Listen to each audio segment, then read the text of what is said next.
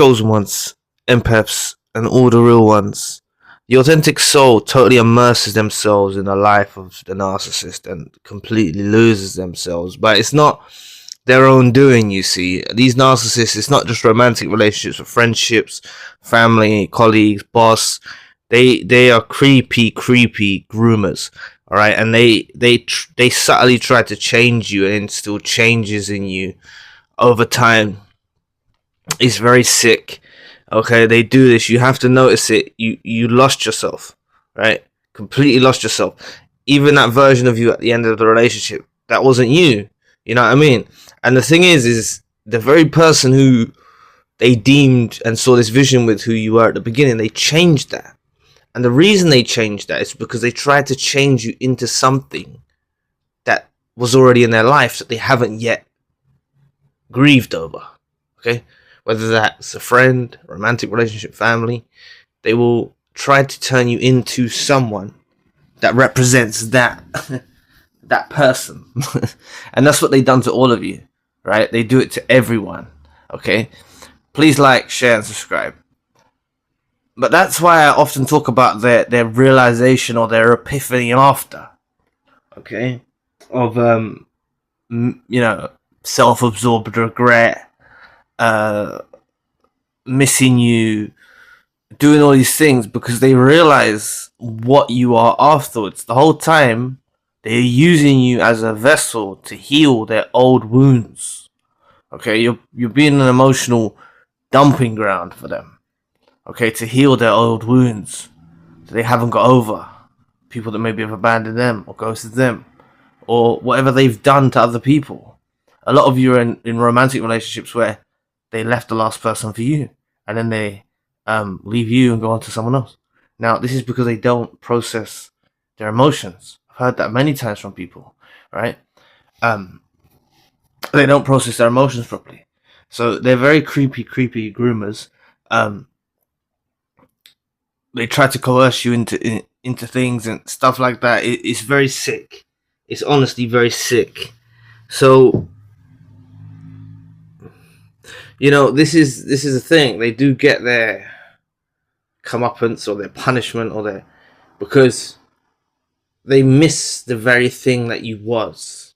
Okay, but when you go back and find yourself and everything after your toxic relationship, when you go and find yourself, you become yourself again, and an improved version of that.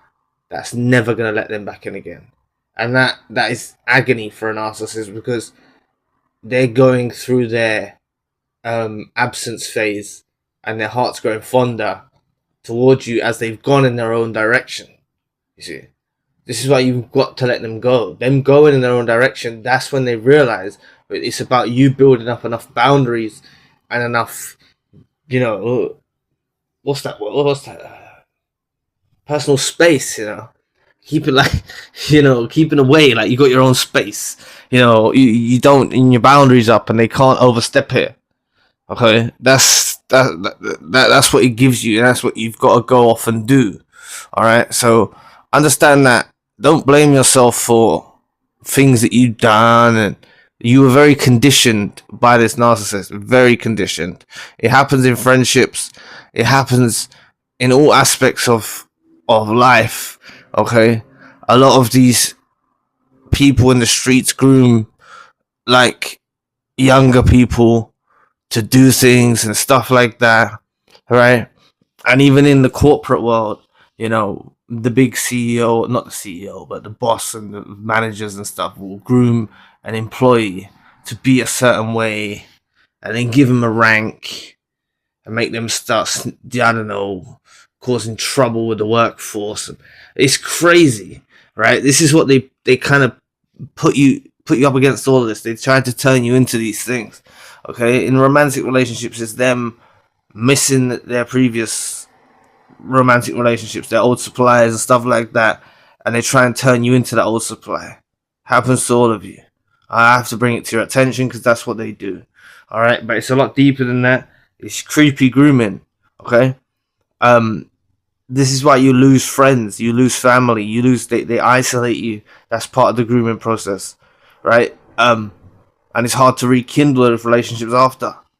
Okay, it's hard to rekindle those relationships after with friends. But take it as a blessing. Don't let that eat you up, because really some of these friends was toxic anyway. Even if on the surface it seems alright, you know what I mean? Like, and sometimes you just grow apart from friends and stuff like that anyway.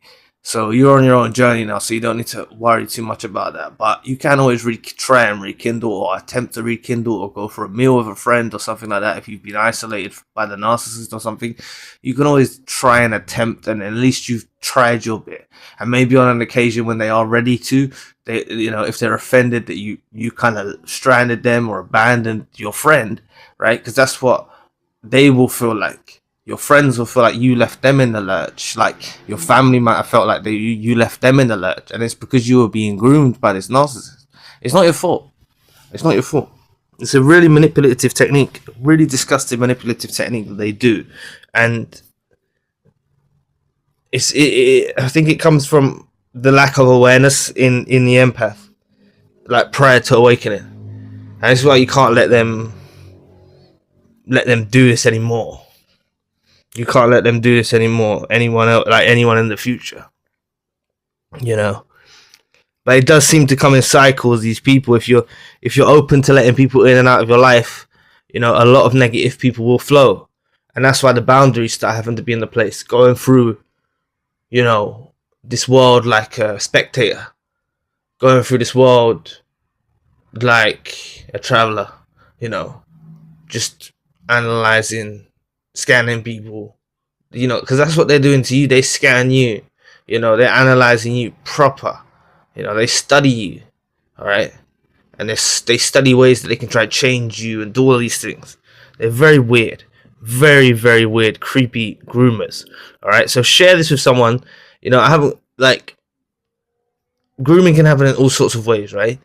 But they do this, and that's what I mentioned about, like, how it can happen at work, how it can happen in friendships, family, romantic relationships, whatever, right? It's crazy because they change you from who you was. Then how many times did this happen? Put this in the comment section. Did they say, "Oh, you were so nice before," or "You were so this way before"? A lot of them turn you toxic. They groom you to be toxic. Not that you actually become a toxic narcissist, right? That's not what I'm getting at. But you can start to become a bit, like, it's through reactive abuse. Through the abuse, you start becoming a bit. You can become toxic. The empath can become toxic towards the narcissist, and they don't like that,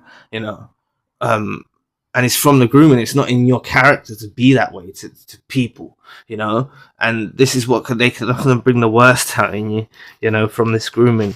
So anyway, thank you so much for listening today. I really appreciate the support. Please book a session if you'd like to. I'm now available 24 hours across all time zones. You can also request custom videos. All video requests are processed in 24 hours. You're welcome to donate or support to the channel if you'd like to. My podcast is now on Spotify. Check out the spiritual channel for more content. All links you need in the description box below. And I'll be back with another video soon. Peace.